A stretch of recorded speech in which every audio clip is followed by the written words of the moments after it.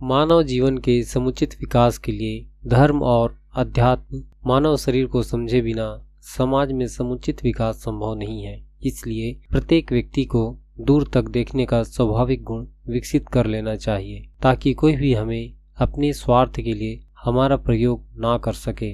अज्ञानता ही वह मुख्य कारण है जिससे डर या प्रेम से प्रेरित होकर हम दूसरों की बातों में स्वाभाविक रूप से आ जाते हैं और फिर धर्म के ठेकेदार और पूंजीपति गरीब जनता को लाठी की नोक पर रखकर मजबूरन हमसे वे सभी कार्य करवाते हैं जो सभ्य समाज के लिए अति निंदनीय है। और इसकी प्रथम शुरुआत मानव शरीर विज्ञान की पर्याप्त जानकारी के अभाव में अज्ञानता से उत्पन्न होती है। जिस प्रकार हमारे शरीर में 9 मुख्य द्वार होते हैं, शरीर को ऊर्जावान एवं व्यवस्थित रखने के लिए यदि इन सभी 9 द्वारों में कोई सभी एक अंग व्यवस्थित रूप से कार्य न करे तो इसका असर पूरे शरीर को होता है। 9 में 9 दरवाजे हैं। आग का दरवाजा जैसे हमारा कमल मुख है, इसीलिए संतों ने प्रमाण किया है तेरे अंदर की वस्तु तुझे से अच्छा नहीं लगता तो एक अंधे को बाहर निकालने की कोशिश करता है, वैसे तेरे अंदर में कर्म गंधे उसको सुधार ले भाई, तब सदगुरु के दर्शन होगा तो भेद मिलेगा नहीं।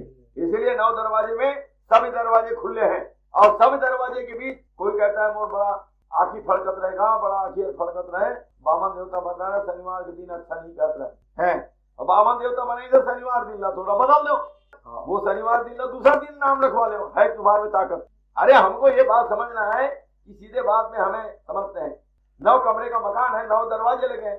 अब वो दरवाजे में एक जगह बुला बांध थे, एक जगह नाती नतरा थे, एक जगह बहु बेटा थे, है कि नहीं। एक जगह में गाड़ा अपन खेती बाड़ी की किसान कुदारी पावड़ा रखे है ना भाई, एक जगह में साबर और वो बैला बांधे के नागर फांदे के वो रही थे। तो हमला जब जरूरत है आषाढ़ में तो हम वो दरवाजा में जाओ तब तुम्हारा नागर मिली, वो दरवाजा में जाओ तो गाड़ा बंडी मिली, वहां जाओ तो कासरा तुतारी मिली। तो फिर तो ऐसे दरवाजा ये है खटखटाते हैं तो लोगों ने भ्रम डाल दी, कौन में डाली बाबा देवता मन तो नहीं रहे बेटा आखिर फड़कत है गलती है ऐसे कर दो। तो यही भ्रम है और ये भ्रम के कारण हमारा संसार फंसा हुआ है।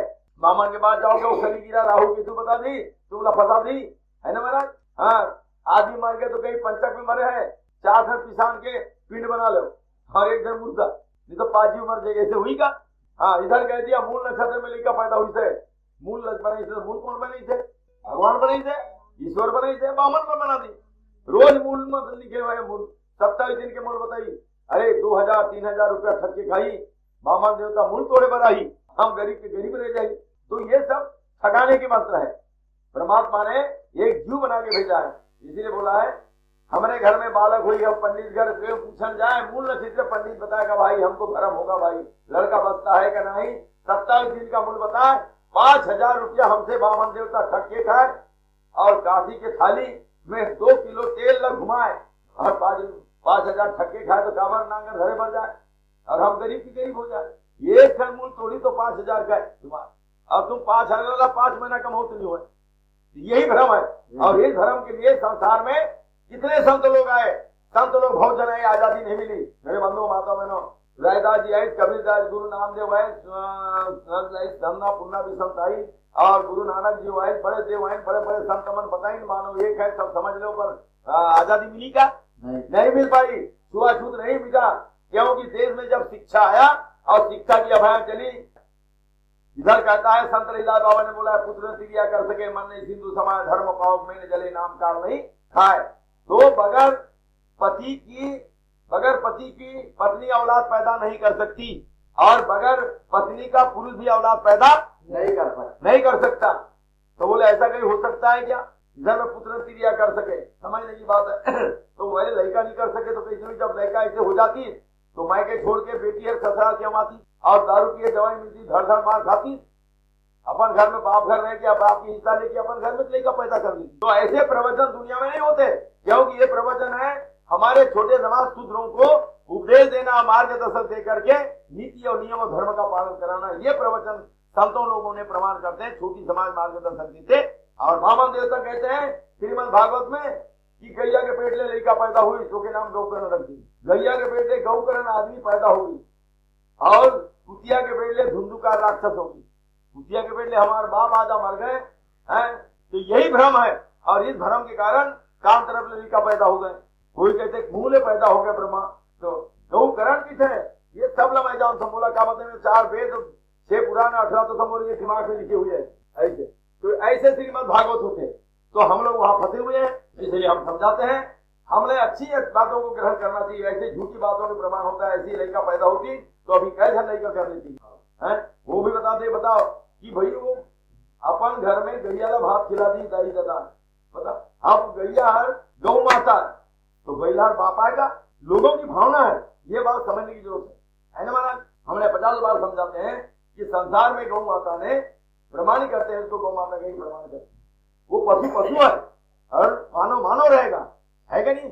जब मानव है और पशु है, गौ माता में बच्चा पैदा करता है, वो बछड़ा पैदा होता है, वो बड़े जवान हो जाता है, 1-2 साल के बच्चा जब हो जाता है उसी माता से जनाकार करके औलाद पैदा कर लेता है। मानव करता है क्या? मानव में पहचान है, ये मेरी माँ है, ये मेरी बहन है, ये मेरी पत्नी है, ये मेरी बेटी है, ये मेरा काका है, फूफा है, ये ज्ञान मानव के पास है। इसीलिए मानव को दर्जा मिला है, इसीलिए मानव समझने की जरूरत होती है। तो आज ये बात समझना चाहिए मेरे माताओं बहनों।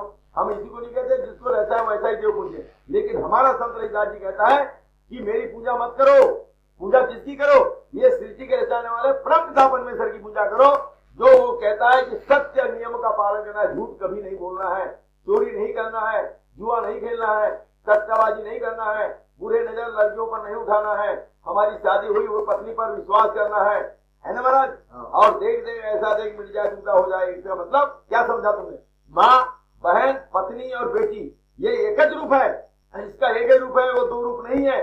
क्योंकि एक जो रूप रेखा है जहां से तुझे पैदा दिया, इसलिए तुकाराम स्वामी ने बोला है तुकामणी सोदूर पाए बायको नवरियासी सोच के देखो, कहता है माँ, इसलिए समझाया। तो आप लोगों को समझाकर हमने ये उपदेश दिया।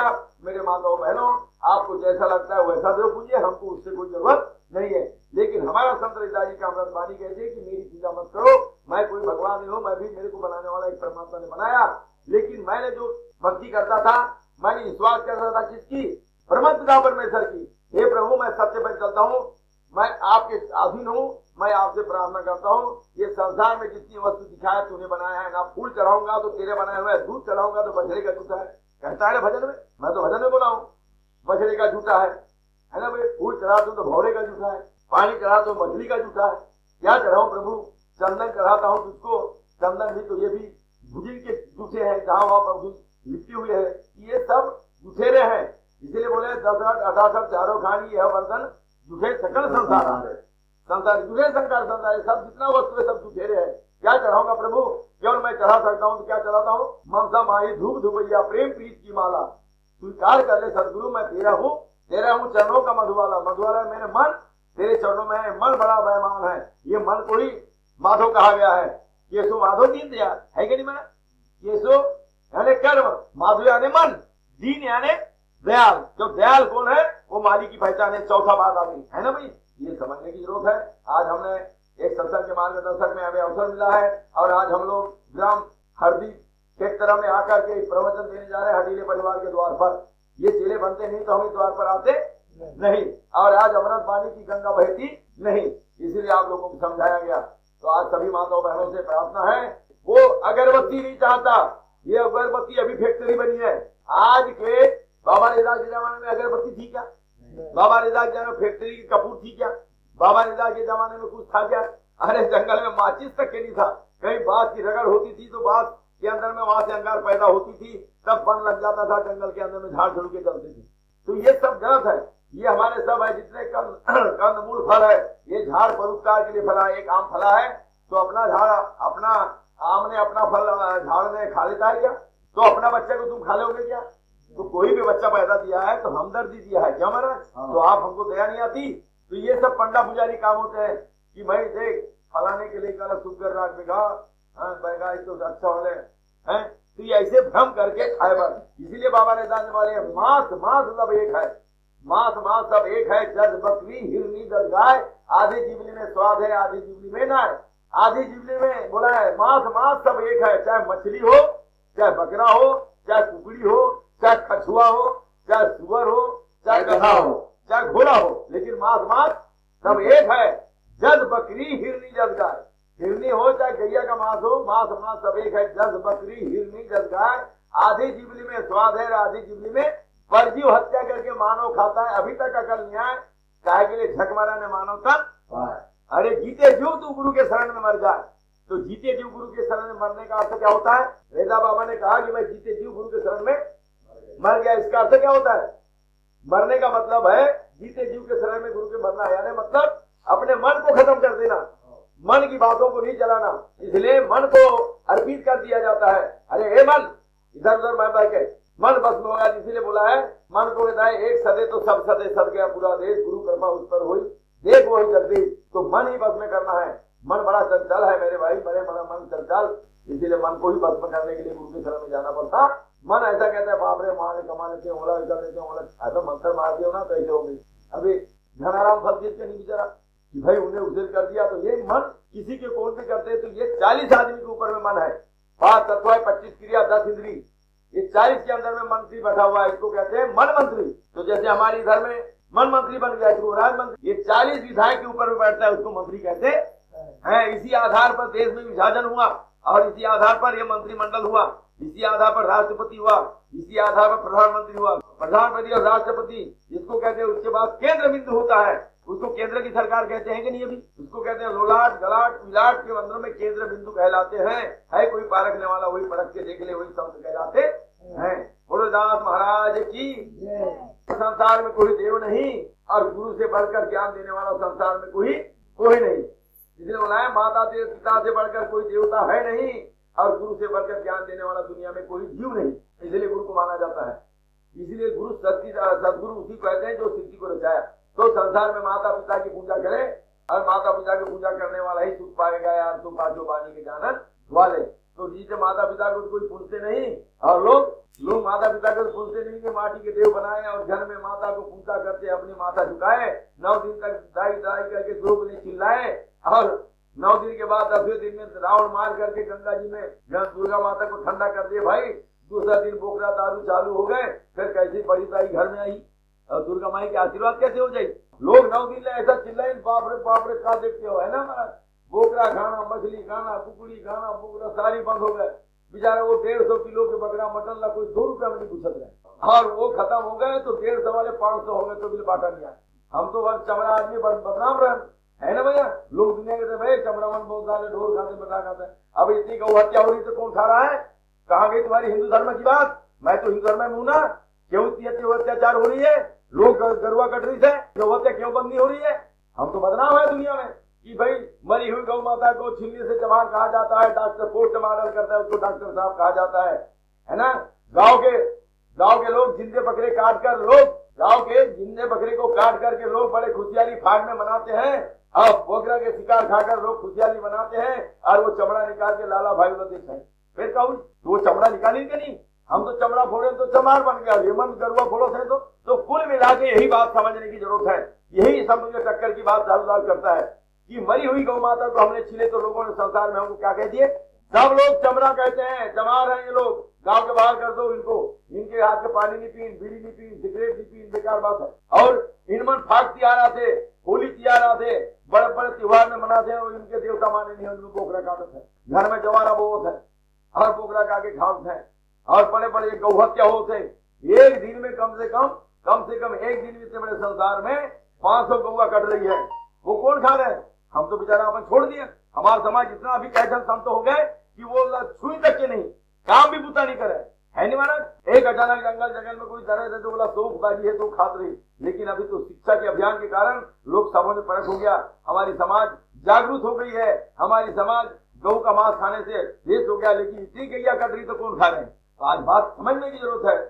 तो इसीलिए कहा गया है मेरे माताओं बहनों कि हमारे देश में अत्याचार अनाचार जो होता है ये कभी मिट सकता नहीं, क्योंकि जो बात गलती हो रही है उसको तो लोग सरकार लगाता नहीं, है ना महाराज? क्योंकि सरकार की उसमें लगाता नहीं। उसके बाद में क्या कहते हैं बोकरा काटी तो का संसार पूरी, कुछ गई अभी काटे तो काटन दे, उनके पेट भर तो शराब लगेगा नहीं कलंक में, तो देश में शराब होगा नहीं तो क्या होगा? फुल होगा। इसीलिए हम कहते हैं जो करता है तो करने दे, हमको करना है नहीं। किसी के देखा देखी करेंगे तो हम भी पापी बन जाएंगे, हमको सुख मिलने वाला है नहीं। इसीलिए हम कहते हैं वो कर रहा है जो भाई उसके लिए हम भी कर रहे हैं। वो तो दारू पियो थे, बोकरा खाओ थे, वो तो हमाल खाओ थे, गुटखा खाओ थे, अच्छा जियो थे वो। अरे पर बाबा 5 साल 3 साल खाने के बाद कैंसर होगा और मरेगा, वो रहने वाला है नहीं। गुटखा खा के देख ले, वो 6 महीने के बाद या 12 महीने में बीमार पड़ेगा, उसको बीमारी होगी पंडू की हो, चाहे कैंसर हो, चाहे अल्सर हो, लेकिन उसको बीमार पड़ेगा, वहाँ केमिकल की जरूरत मात्रा है।